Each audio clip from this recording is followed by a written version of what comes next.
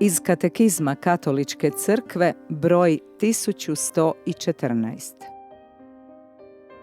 Držeći se naučavanja Svetoga pisma, apostolskih predaja i jednodušnog mišljenja otaca, ispovijedamo da su sakramenti Novoga zakona svi ustanovljeni od Gospodina našega Isusa Krista.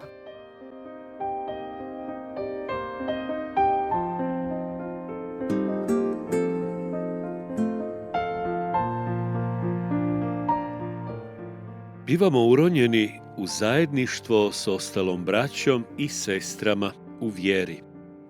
Sa čitavim tijelom Kristovim istrgnuti iz svoje osamljenosti. Drugi Vatikanski koncil na to podsjeća.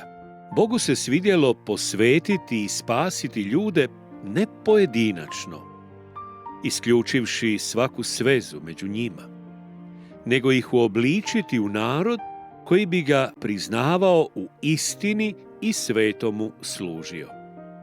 Podsjećajući još jednom na liturgiju krštenja, opažamo da na zaključenju obećanja u kojima izražavamo odricanje od zla i ponavljamo vjerujem središnjim istinama vjere, predslavitelj izjavljuje: to je vjera naša, to je vjera crkve, njom se dičimo, nju ispovjedamo u Kristu Isusu, Gospodinu našemu.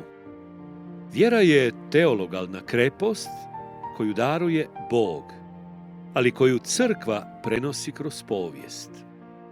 Sveti Pavao, pišući Korinčanima, kaže da im je prenio evanđelje koje je i sam primio.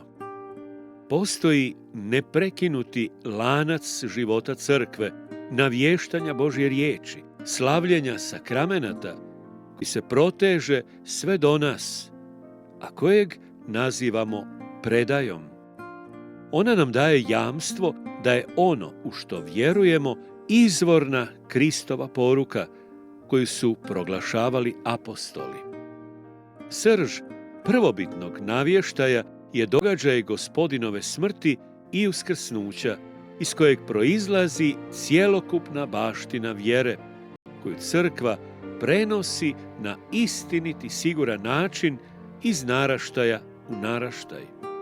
Stoga se apostolska propovijed, koja je na poseban način izražena u nadahnutim knjigama, morala u neprekidnom slijedu čuvati sve do dovršetka vremena.